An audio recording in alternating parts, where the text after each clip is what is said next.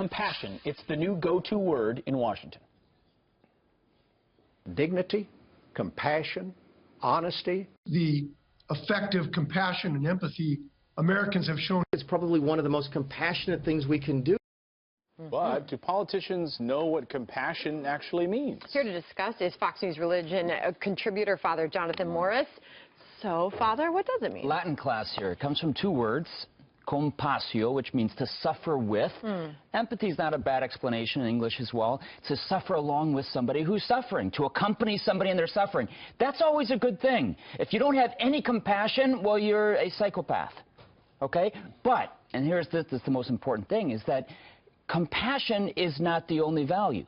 And it's not necessarily on the highest level of the hierarchy of values. So that's why we need politicians to say, okay, yes, it would be a compassionate thing, for example, to have Meals on Wheels, helping the elderly who might not have a hot meal.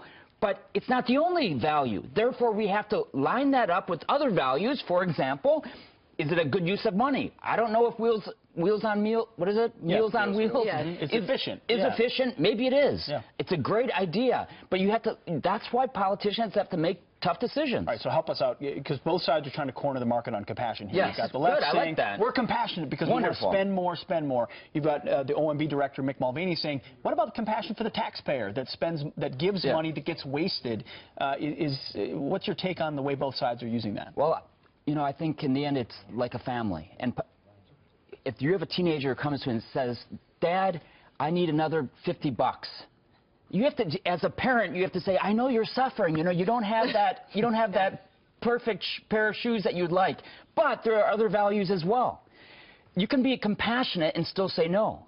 And I think that's the question. That's why we need wise men and women to make those decisions, prudential judgments. You know how difficult that is. As a politician, you're being pulled in directions from special interests who all want things. The ability to say no is not easy for politicians. And once you start giving away free stuff, it's very hard to take it back. We know that. Well, that's a good question. Is it really compassion when you're giving away someone else's money? Well, sometimes people need, right? We need safety nets, and I think that's why government policy should be compassionate. Yet we have to make prudential judgments. How much should we be giving away of somebody else's money? Should we be taking care of people who can't take care of themselves? I think so. Not necessarily government doing all of it, but should we be giving people free stuff that they're now dependent on and consider themselves to deserve without using all of the hard work and energy and talents that God so wants us to use? So, Father, would you say more or less are using this word appropriately in Washington? Hey, listen, I'm glad that people are talking about compassion, but I think we also have to be wise. And we have to, when people use the word, we have to call them to it. Say, okay, very much. So should we give away everything? Probably not. Father, I can also confirm you're a good skee-ball player. We played in the break. a lot of time in the beer hall in college. I must admit, that's like a confession, I think. That's good. This is your Sunday confession. Father, great to see you. Father Jonathan, great to see you.